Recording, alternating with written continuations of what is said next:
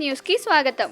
ఆంధ్రప్రదేశ్ రాష్ట్ర ముఖ్యమంత్రిగా నారా చంద్రబాబు నాయుడు ప్రమాణ స్వీకారం చేసిన అనంతరం రాష్ట్ర ప్రజలు వారిపైన పెట్టుకున్న నమ్మకాన్ని నిలబెట్టుకొని కేంద్రం నుంచి రాష్ట్రానికి భారీ ఎత్తున నిధులు కేటాయించిన సందర్భంగా ఢిల్లీలోని హజ్రత్ నిజాముద్దీన్ దర్గాని దర్శించుకొని మొక్కులు చెల్లించుకున్న విజయనగరం పార్లమెంట్ సభ్యులు కాళిశెట్టి అప్పలనాయుడు.